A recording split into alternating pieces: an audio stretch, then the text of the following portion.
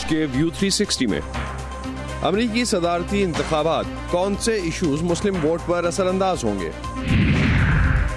امریکہ میں اسلام کی اعلیٰ تعلیم کے پہلے ادارے بیان کلیئرمونٹ پر ہماری خصوصی رپورٹ، اور چلیں گے یادداشت کو متاثر کرنے والی بیماری ڈیمنشیا کے مریضوں کے لیے ایک خاص ریسٹورینٹ میں۔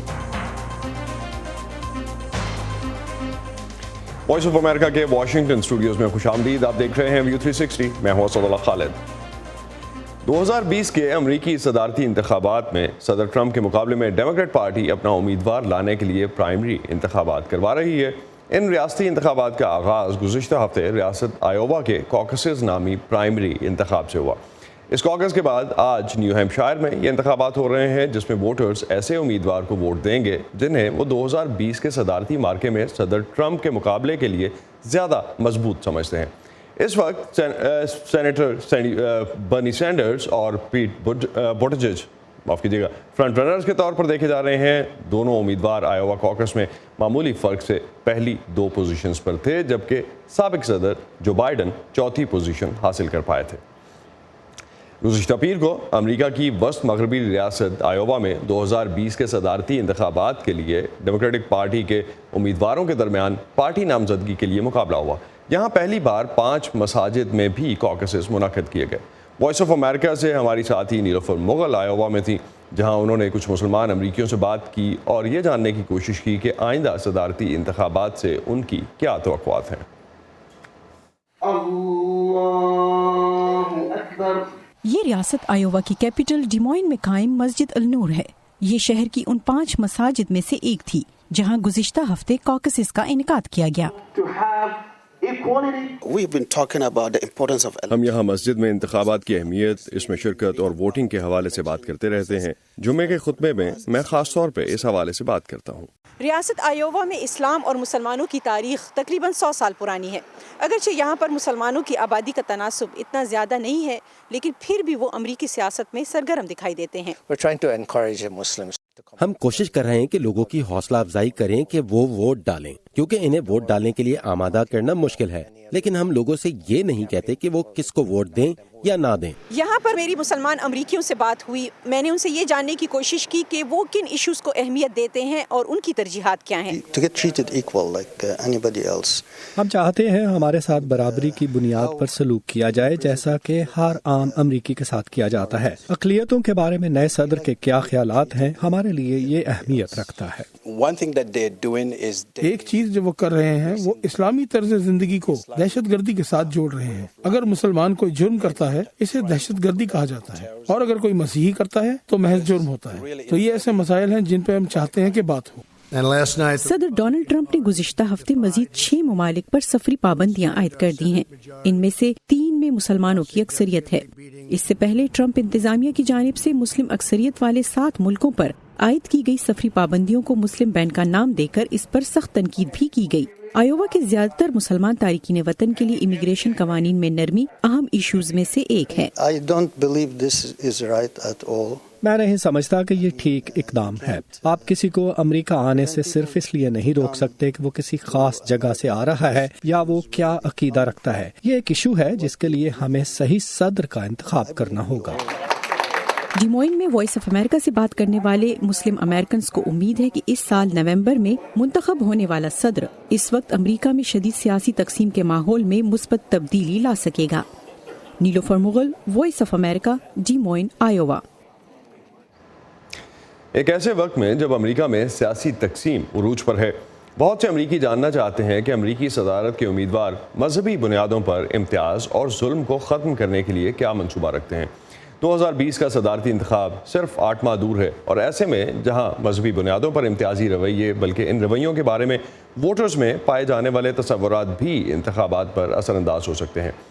گزشتہ سال پیو ریسرچ سینٹر کی جانب سے کرائے گئے سرویز کے تجزیے کے مطابق بالغ امریکیوں کی ایک بڑی تعداد یعنی 82% کی رائے میں مسلمانوں کو امریکہ میں کسی نہ کسی قسم کی تفریق کا سامنا ہے، جبکہ 56% کی رائے میں مسلمانوں کو بہت زیادہ امتیازی رویوں کا سامنا ہے۔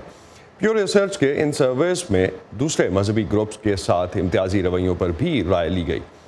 2/3 سے زائد امریکیوں کی رائے میں یہودی امریکنز کو تھوڑے بہت امتیاز کا سامنا ہے، جبکہ 24% امریکی کہتے ہیں کہ یہودیوں کو بہت زیادہ امتیازی رویوں کا سامنا ہے۔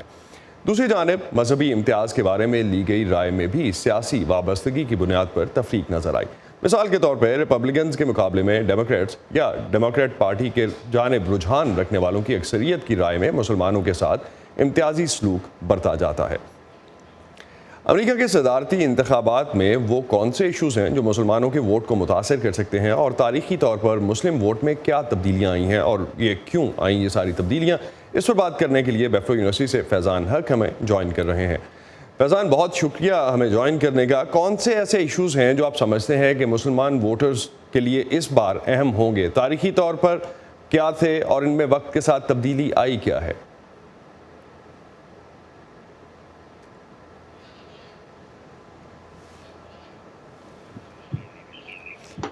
آواز آ رہی ہے فیضان، آپ کی آواز، جی آپ پلیز آواز آ رہی ہے؟ جی اب آپ کی آواز آ رہی ہے۔ اگر آپ سن سکے تھے مجھے کویسچن آپ سن سکے تھے؟ جی میں نے آپ کی آواز جی سن لیا تھا۔ وہ تو سب سے پہلے سننے والوں کو بہت سلام دعا اور پیار، اللہ تعالیٰ ان کو اپنی ایمان میں رکھے۔ دیکھیے اس وقت جو سب سے بڑی چیز جو مسلمانوں کے ذہنوں پر ہے، امریکہ میں رہنے والے جو مسلمان ہیں، ان کے سب سے پہلے ان کے ذہنوں پر جو ہے وہ، جیسے آپ نے بھی فرمایا اپنی رپورٹ میں بھی، کہ وہ ہے ڈسکریمنیشن، یعنی تعصب جو ہے اس کے بارے میں ان کا ہے۔ اس کے بعد امیگریشن ہے، اور اس کے بعد کشمیر اور فلسطین کا جو ایشو ہے، جو تنازع ہے، اس کے بارے میں وہ ان کے ذہنوں پر ہے۔ کیونکہ کشمیر کے سلسلے میں بہت سے یہاں پر ریلیز ہوئی ہیں، یہاں پر مظاہرے ہوئے ہیں، اور بہت اویئرنیس ہے پہلے کے مقابلے میں، اور تمام مسلمان کمیونٹیز، نہ صرف پاکستانی یا کشمیری بلکہ اس کے ساتھ ساتھ صومالی، بنگالی، بنگلہ دیشی کمیونٹی، سب یہ کمیونٹیز جو ہیں یہ آگے ہیں، اور وہ ان کو اس لیے نہیں کہ کشمیر پاکستان سے جڑا ہوا ہے یا پاکستان کا مسئلہ ہے، اس لیے کہ وہ سمجھتے ہیں اگر ایسے مسائل پر نہ بولا گیا تو اگر کہیں اور ایسا مسئلہ ہوگا تو کوئی بولنے والا بچے گا نہیں۔ رائٹ، تو اب تک اگر ہم اوورال سرویز دیکھتے ہیں، ڈیفرنٹ سرویز کے مطابق امریکہ میں جو مسلمان ہیں ان کی ٹوٹل پاپولیشن کا مسلمان تقریباً 1% ہے۔ کتنی ایکٹیو کمیونٹی ہے یہ سیاسی طور پہ امریکہ میں، اور کیا ان کا کوئی پولیٹیکل کلاؤڈ بھی ہے، کوئی اثر و رسوخ ہے ان کا؟ جی بالکل ہے۔ جو بڑے بڑے شہر ہیں اس میں مسلمان پہلے سے بہت زیادہ ایکٹیو ہیں۔ جیسے آپ کو معلوم ہے کم از کم جو 4 کانگریس مین ہیں وہ مسلمان ہیں اس وقت، جس میں سے 2 خواتین ہیں۔ اس کے ساتھ جو لوکل لیول پہ بہت سے مسلمان، اسٹیٹ سینٹ لیول پہ، کاؤنٹی لیول پہ، یعنی ضلعی اور ریاست اور صوبائی جو سطح ہے اس کے اوپر وہ اسٹیٹ سینٹ میں الیکشن لڑ رہے ہیں۔ میں نے کئی آرگنائزیشنز کو دیکھا ہے جو پاکستانی آرگنائزیشنز ہیں، جیسے اے پی پیک ہے، پاک پیک ہے، یہ سب لوگ بہت کوششیں کر رہے ہیں کہ پاکستانی جو اوریجن کے لوگ ہیں اور مجھے مسلمان ہیں ان کو الیکٹ کروایا جائے۔ اور کیونکہ مسلمان جو ہیں وہ سوشل ورک میں بہت ایکٹیو ہیں یہاں پر، اس لیے ان کی ریکگنیشن ہے۔ البتہ بڑی سطح پہ دیکھا جائے تو ان کو ڈسکریمنیشن کا سامنا کرنا پڑتا ہے، جو کہ بہرحال ایک ایسی منورٹی۔ فیضان، ایک چیز اگر ہم اوورال دیکھتے ہیں، مسلمانوں کی تاریخ امریکہ میں 100 سال سے بھی پرانی ہے، تو ہسٹوریکلی امریکی انتخابات میں مسلم ووٹ کا کیا رول رہا ہے اب تک؟ دیکھیے جو مسلمان یہاں پر ہیں، بلکہ مسلمانوں کی جو انڈیکیشن ہے وہ تو نیٹو امریکنز اور جو کرسٹوفر کولمبس تھا اس کے ساتھ جو لوگ آئے تھے ان میں بھی ہے۔ لیکن جو ابھی جو ریسنٹ امیگریشنز ہوئی ہیں، جو 19ویں اور 20ویں صدی میں جو ہماری بہت سی تعداد میں جو مہاجرین مسلمان آئے ہیں، جس کی وجہ سے یہاں پہ ڈیموگرافکس بدل گئے ہیں، اور بہت سے جو شہری ہیں جو کہ بڑے شہروں میں رہتے ہیں یا ایسی ریاستوں میں جہاں میں بہت زیادہ مہاجرین یا امیگریشن ہوئی ہے، وہ وہاں پہ مسلمانوں کی بڑی تعداد ہے۔ اور وہ پہلے جیسے جو سن 2000 کا الیکشن تھا پریزیڈنٹ بش جونیئر کا، اس میں مسلمانوں نے فلوریڈا میں ایک کلیدی کردار ادا کیا تھا، اور اس وقت ہوتا ہے کہ 1 لاکھ 2 لاکھ یا 50,000 جو ووٹ ہیں وہ ایسے کلیدی جو انتخابات ہیں اس میں بہت معنی رکھتے ہیں اور ان کا بہت وزن ہوتا ہے۔ اسی طرح مسلمان جو ہیں انہوں نے جو 2016 کا الیکشن تھا اس میں بہت زیادہ ایکٹیو رول ادا کیا تھا، اور ابھی بھی بہت ایکٹیو ہیں مسلمان مختلف جگہوں پہ. آپ کو معلوم ہے کہ بہت سے جو ڈیموکریٹک سائڈ پہ بھی جو بہت سے ہمارے پریزیڈنشل امیدوار لڑ رہے ہیں، ان میں ان کے جو سٹاف ممبرز ہیں وہ پاکستانی اوریجن کے ہیں یا مسلمان ہیں، جو یہاں کے بچے پلے بڑے یہاں پیدا ہوئے اور جو بہت شدت سے اس چیز پر کام کر رہے ہیں. تو ہمیں اور وہ اوورآل چاہتے ہیں کلاؤڈ کہ جو ہے وہ مسلمانوں کا نظر آتا ہے پالیٹکس میں، امریکن پالیٹکس میں. بہت شکریہ فیضان ہمیں جوائن کرنے کا اور اس حوالے سے ہم سے بات کرنے کا. امریکہ میں تقریباً 4300 یونیورسٹیز ہیں جہاں مختلف مضامین تو پڑھائے جاتے ہیں، لیکن اعلیٰ تعلیم کے ایسے ادارے جو صرف اسلامی تعلیمات دیتے ہوں اور ان کی ڈگری مانی بھی جاتی ہو بہت کم ہے. کیلیفورنیا کے کلیئرماؤنٹ یونیورسٹی سسٹم میں بیان یونیورسٹی امریکہ میں اعلیٰ اسلامی تعلیم کا پہلا ادارہ ہے.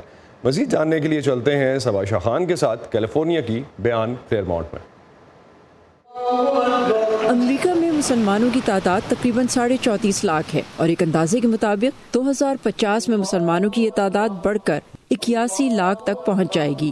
یہ کہنا ہے پیو ریسرچ سینٹر کا، اور اس بڑھتی ہوئی مسلمان آبادی کی تعلیمی ضروریات کو پورا کرنے کی کوشش کر رہا ہے کیلیفورنیا کے شہر کلیئرماؤنٹ میں واقع اسلامی اعلیٰ تعلیم کا پہلا امریکی ادارہ بیان کلیئرماؤنٹ اسلامک گریجویٹ اسکول. بیان اسلامک گریجویٹ اسکول کی شاید کسی بھی اسلامی ادارے میں سب سے متنوع اسٹوڈنٹ آبادی ہے. اس کی وجہ یہ ہے کہ یہاں صرف کسی ایک اسلامی مکتب فکر کی ہی تعلیمات نہیں دی جاتی. یہی وجہ ہے کہ یہاں طلبہ کی ایک بڑی تعداد پڑھ رہی ہے.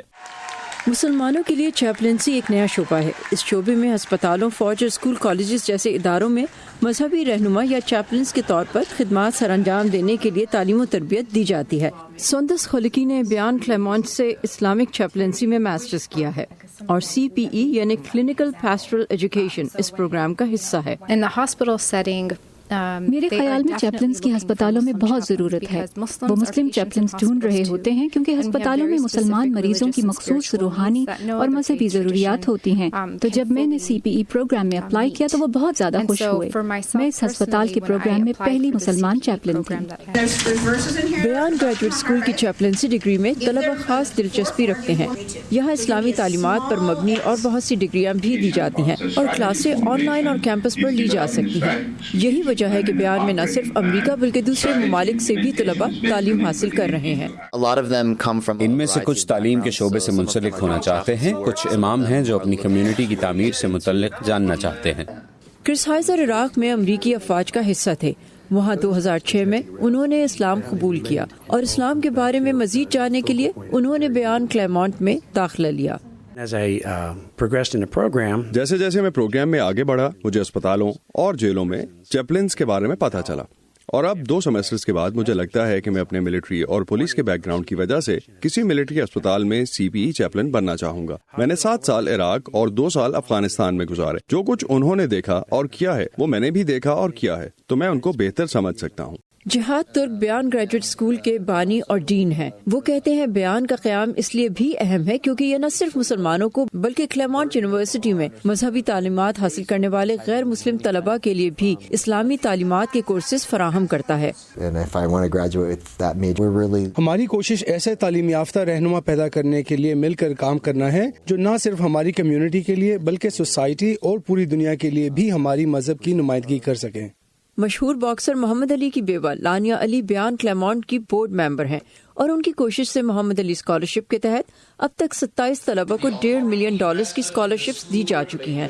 جہاد ترک کہتے ہیں مستقبل میں ملک بھر میں بیان کے بہت سے کیمپسز ہوں گے، جبکہ ایک ریسرچ سینٹر اور تھنک ٹینک بھی بیان کے پلانز کا حصہ ہے. Saba Shah Khan, voice of America, Claremont, California. بھارتی دارالحکومت کی قانون ساز اسمبلی کے انتخابات میں عام آدمی پارٹی نے وزیراعظم نریندر مودی کی جماعت BJP پر واضح اکثریت حاصل کر لی ہے. حزب اختلاف کی سب سے بڑی پارٹی کانگریس ایک بھی سیٹ حاصل نہیں کر پائی. اس پر آپ کی کیا رائے ہے؟ ہم سے شیئر کیجیے. facebook.com/VOA اردو کے پیج پر. ٹویٹر پر ہمارا ہینڈل ہے @UrduVOA. شو کی اگلی رپورٹ میں آئیے آپ کو لے کر جاتے ہیں امریکی دارالحکومت کے نزدیک واقع شہر ہرنڈن کے ایک ریسٹورانٹ جو ویسے تو ایک عام سا ریسٹورانٹ لگتا ہے لیکن اس کی ایک انفرادیت ہے اور وہ ہے اس کے کسٹمرز. آئیے جانتے ہیں اس ریسٹورانٹ اور اس کی انفرادیت کے بارے میں. यहाँ एक छोटा सा स्टार फिश स्टिकर लगाया गया है जो सजावट के लिए नहीं बल्कि इस बात की अलामत है कि ये रेस्टोरेंट डिमेंशिया या ऐसे बुजुर्ग अफराद के लिए दोस्ताना माहौल फराहम करता है जिन्हें भूलने की बीमारी लाहक है। रेस्टोरेंट का अमला जानता है कि इस मर्ज में मुब्तला लोगों के साथ कैसा बर्ताव करना है। इस तरह के रेस्टोरेंट का ख्याल टोनी रेनहार्ट का है जो 18 सालों से एक एजेंसी चला रही हैं जो बूढ़े लोगों के लिए काम करती है। इनमें डिमेंशिया के मरीज भी शामिल हैं। उनके वालिद भी इस मर्ज में मुब्तला थे, जिसके बाद उन्हें अंदाजा हुआ कि इस तरह के मरीजों के लिए अवामी तफरीह गाहों में कोई सहूलत मौजूद नहीं होती।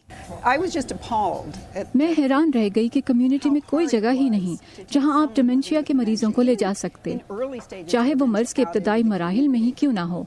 तो मैंने सोचा कि अब ये मेरा खानदान है और इस सूरत हाल को बदलना होगा। National health and ageing trend study के मुताबिक डिमेंशिया के शिकार 70% से ज्यादा अफराद घर पर रहते हैं। ऐसा रवादारी की कमी की वजह से नहीं बल्कि अवामी मकामात पर ऐसे लोगों के लिए सहूलतों के बारे में मालूमात की कमी है। रेनहार्ट ने डिमेंशिया फ्रेंडली अमरीका नामी तंजीम से राब्ता किया और अपनी मुहिम का आगाज उन लोगों के लिए वर्कशॉप्स मुनक्किद करके किया जो खिदमत गुजारी की सनत से वाबस्ता हैं और दूसरों को सिखाते हैं कि डिमेंशिया के शिकार लोगों के साथ किस तरह बर्ताव किया जाए। कभी कभी जब हम गिरजाघरों में वर्कशॉप्स लगाते हैं और मैं जब लोगों से बात करती हूँ तो लोग मेरे पास आकर कहते हैं, ओह मेरे पड़ोसी के साथ ऐसा हो रहा है। उन्हें डिमेंशिया है और ये पहली चीज है जिससे किसी को आगाही मिलती है, किसी बुरे नजरिए से नहीं लेकिन कुछ यूं कि उनको ज़हनी बीमारी है, यहाँ से भाग चलें। रेनहार्ट और उनके साथियों ने ये काम रेस्टोरेंट से शुरू करने का फैसला किया था। वर्जीनिया किचन पहला रेस्टोरेंट है जिसने खुशी खुशी इस तंजीम के साथ काम करने का फैसला किया।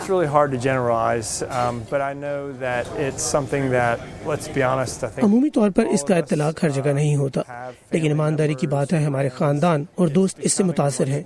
ये हमारे मुआशरे में बहुत आम है और मुझे लगता है कि हमें अपनी जिंदगी के तमाम पहलू में इन्हें शामिल करने के तरीके तलाश करने की जरूरत है।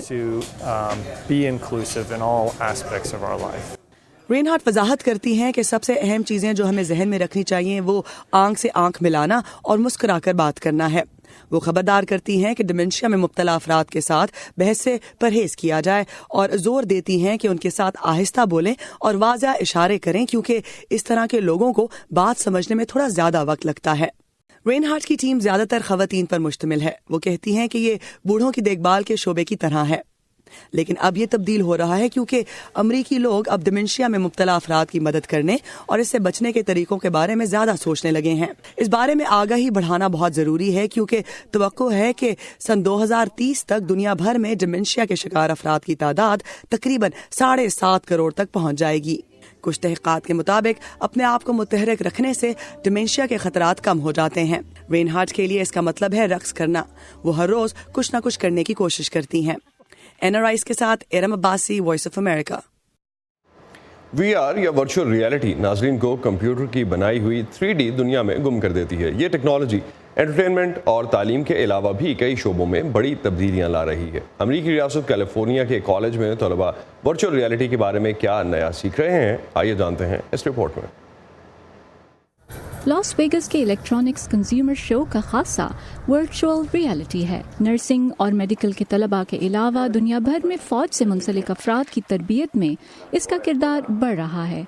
ब्रसल्स में ये टेक्नोलॉजी फन के दिलदादा अफराद को मारूफ पेंटर मोनेई के फनपारों की झलक दिखा रही है। मेरीमाउंट कैलिफोर्निया यूनिवर्सिटी और दीगर कई कॉलेजेस के तलबा 3D में डिजिटल आर्ट तख्लीक कर रहे हैं। मैं जमीन और स्पेसशिप को उड़ता हुआ देख सकती थी। मुझे ऐसा लगा जैसे मैं फिजा में तैर रही थी।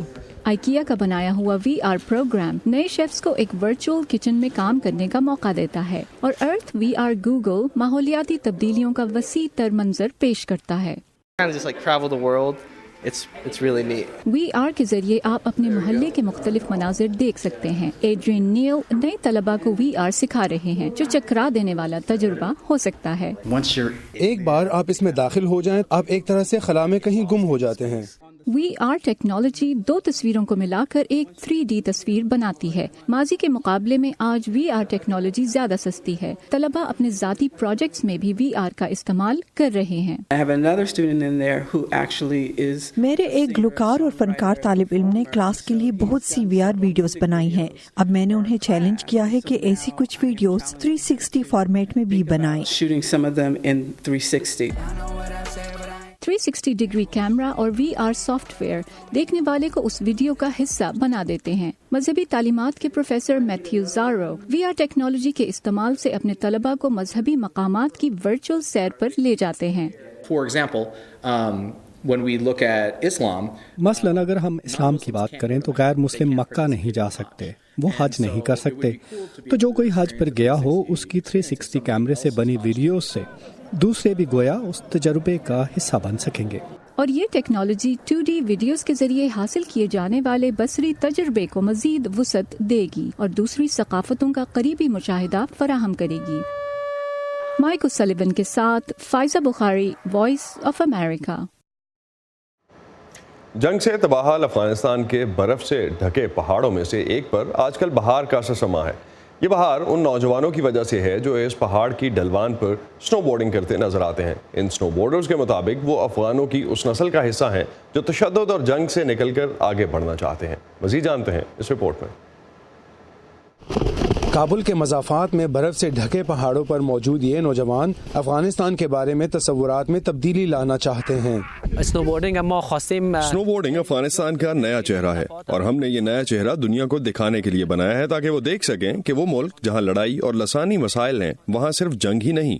افغان مجاہدین کوہ کروخ نامی اس پہاڑی علاقے کو 1990 کی دہائی کی خانہ جنگی کے دوران کابل پر راکٹ اور گولے برسانے کے لیے استعمال کرتے تھے۔ اب یہ برف کی 60 سینٹی میٹر موٹی تہہ کے اوپر ہنسی اور کہکہوں سے بھرپور جگہ بن چکی ہے جو مستقبل کے خوابوں اور سوچوں کو انسپائر کر رہی ہے۔ افغانستان کی یہ نئی نسل جو آپ دیکھ رہے ہیں اس ملک کے لیے ایک مختلف ویژن رکھتی ہے، یہ ترقی چاہتے ہیں۔ ہمیں امید ہے کہ جب طالبان آئیں گے تو وہ ایک زیادہ ترقی پسند افغانستان کا ویژن لے کر آئیں گے۔ تاہم ہر کوئی اتنا پر امید نہیں۔ اگر طالبان واپس آ گئے تو سنو بورڈنگ ناممکن ہو جائے گی۔ طالبان کھیلوں کو پسند نہیں کرتے، نہ وہ امن چاہتے ہیں اور نہ ہی سپورٹس۔ سیاسی پریشانیوں سے قطع نظر نوجوان یہاں ایک ایسے کھیل کو کھیلتے ہوئے لطف اندوز ہو رہے ہیں جو انہیں راحت دیتا ہے۔ جب میں لوگوں کا اس کھیل کے لیے جنون دیکھتی ہوں، اسے کھیلتے ہوئے لڑکوں اور لڑکیوں کو بار بار گرتے لیکن کھیل جاری رکھتے ہوئے دیکھتی ہوں تو مجھے اس پر یقین ہونے لگتا ہے کہ اس کا مستقبل روشن ہے اور ہم اس میں کچھ کر سکتے ہیں۔ کابل افغانستان بھر میں صرف 2 علاقوں میں سے ایک ہے جو موسم سرما کے کھیلوں کے لیے محفوظ ہیں، جبکہ امریکہ اور طالبان کسی امن معاہدے پر پہنچنے کی کوششوں میں ہیں۔ طالبان اور امریکہ اور اس کے افغان اتحادیوں کے بیچ پورے ملک میں لڑائی جاری ہے۔ ارحاش عرب اسادی کے ساتھ Imran Jadoon, voice of America. فروری کے دوسرے ہفتے سے بہت سے ملکوں میں سردیوں کو خیر آباد کہنے کے لیے روایتی تہوار منعقد ہوتے ہیں۔ وینس کا میلہ جو دنیا کا قدیم ترین میلہ ہے ہفتے کے روز شروع ہوا۔ ہزاروں کی تعداد میں لوگ طرح طرح کے کاسٹیومز اور ماسک پہنے پینٹیگنا نامی ایک بڑے چوہے کا خیر مقدم کرتے جمع ہوئے۔ یہ چوہا اس میلے کے لیے نیک شگون سمجھا جاتا ہے۔ میلوں کے اس موسم کے آغاز پر ماسک پہننے کی روایت سینکڑوں برس پرانی ہے اور اس کا مقصد یہ تھا کہ میلے میں شریک لوگوں کی شناخت نہ ہو سکے اور رنگ و نسل کا فرق نہ رہے۔ اس سال اس کارنیول کی تھیم ہے پیار، کیونکہ اس سے کچھ دن پہلے وینس میں لوگ سیلاب اور اس وقت چین میں کرونا وائرس کی وجہ سے پریشان ہیں۔ یہ میلے 1 مہینے تک جاری رہیں گے۔ یہ تھا آج کا ویو 360 پروگرام پر فیڈ بیک کے لیے آپ آ سکتے ہیں facebook.com/VOA اردو کے پیج پر۔ اس کے علاوہ ہمارا ٹویٹر اور انسٹاگرام پر ہینڈل ہے اردو VOA، جسے آپ فالو کیجئے اور اپنا کانٹینٹ بھی ہم سے شیئر کیجئے۔ اب تک کے لیے اتنا ہی۔ اسد اللہ خالد کو اجازت دیجیے۔ خدا حافظ۔